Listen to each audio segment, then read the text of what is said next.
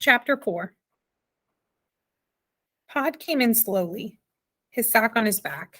He leaned his hat pin with his dangling name tag against the wall, and on the middle of the kitchen table, he placed a doll's teacup. It was the size of a mixing bowl. "Why, Pod," began Homily. "Got the saucer, too," he said. He swung down the sack and untied the neck. "Here you are," he said, drawing out the saucer. "Matches it." He had a round, currant bunny sort of face. Tonight it looked flabby. "Oh, Pod," said Homily, "you do look queer. Are you all right?" Pod sat down. "I'm fair enough," he said. "You went up the curtain," said Homily. "Oh, Pod, you shouldn't have. I'm shaken. You—" Pod made a strange face. His eyes bubbled round toward Arrietty. Homily stared at him, her mouth open, and then she turned. "Come along, Arrietty," she said briskly. "You pop off to bed now, like a good girl, and I'll bring you some supper." "Oh," said Arrietty, "can't I see the rest of the borrowings?" "Your father's got nothing now, only food. Off you pop to bed. You've seen the cup and saucer."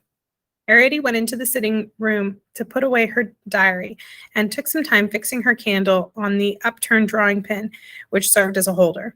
"Whatever are you doing?" grumbled Homily. "Give it here.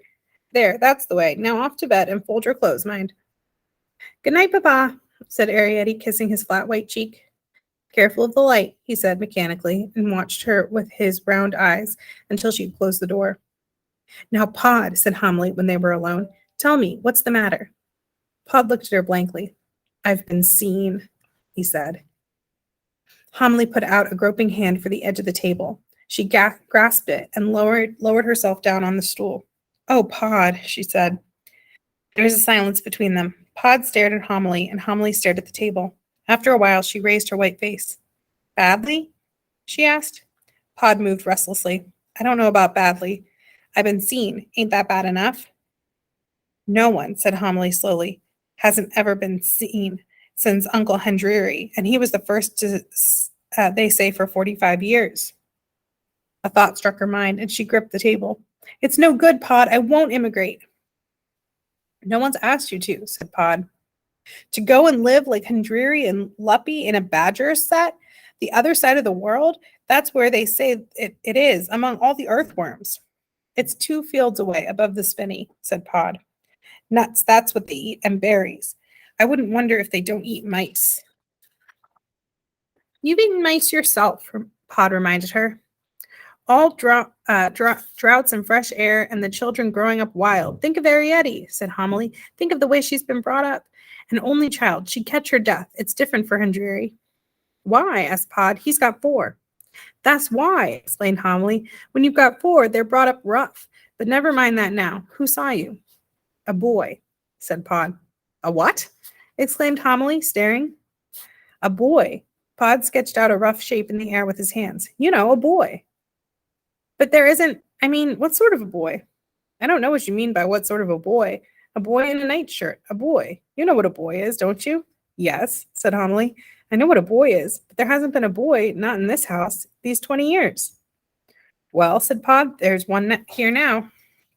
Homily stared at him in silence, and Pod met her eyes. "Where did he see you?" asked Homily at last. "In the schoolroom." "Oh," said Homily, "when you was getting the cup?" "Yes," said Pod. "Haven't you got eyes?" asked Homily. "Couldn't you have looked first?" "There's never nobody in the schoolroom, and what's more," he went on, "there wasn't today." "Then where was he?" "In bed, in the night nursery, or whatever it's called.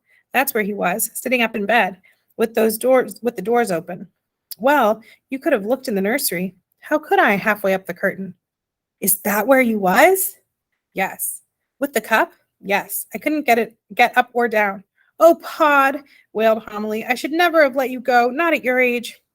"Now look here," said Pod, "don't mistake me. I got up all right. Got up like a bird, as you might say, baubles or no baubles. But," he leaned toward her, "afterwards, with the cup in me hand, you see what I mean." He picked it up off the table. "You see, it's heavy like. You can hold it by the handle like this, but it drops or droops, as you might say. You should take a cup like this in your 2 hands. A bit of cheese off a shelf or an apple. Well, I drop that, give it a push and it falls, and I climb down in my own time and picks it up. But with a cup, you see what I mean? And coming down, you got to watch your feet. And, as I say, some of the baubles was missing. You didn't know what you could hold on to, not safely. Oh, Pod, said Homily, her eyes full of tears. What did you do? Well, said Pod, sitting back again, he took the cup. What do you mean? Exclaimed Homily, aghast. Pod avoided her eyes. Well, he'd been sitting up in bed there watching me. I'd been on that curtain a good 10 minutes because the hall clock had just struck the quarter. How do you mean he took the cup? Well, he'd got out of bed, and there he was standing, looking up. I'll take the cup, he said. Oh, gasped Homily, her eyes staring. And you give it him? He took it, said Pod, ever so gentle, and then, when I was down, he gave it to me. Homily put her face in her hands. Now don't take on, said Pod uneasily. He might have caught you, shuddered Homily in a stifled voice. Yes, said Pod, but he just gave me the cup. Here you are, he said. Homily raised her face. What are we going to do? She asked. Pod sighed. Well, there isn't nothing we can do, except... Oh, no, exclaimed Homily. Not that, not emigrate, not that, Pod. I've got the house so nice and a clock and all. We could take the clock, said Pod.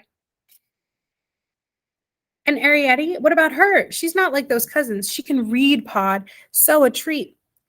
He don't know where we live, said Pod. But they look, exclaimed Homily. Remember Hendriri? They got a cat and... Now, said Pod. Don't bring up the past. But you've got to think of it. They got a cat and... Yes, said Pod, but Eglantine was different. How different? She was Arrietty's age. Well, they hadn't told her, you see. That's where they went wrong. They tried to make her believe that there was nothing but under the floor. They never told her about Mrs. Driver or Crampfurl, least of all about cats. But there wasn't any cat, Homily pointed out, not till Hendriri was seen. Well, there was then, said Pod, and you got to tell them. That's what I say, or they try to find out for themselves.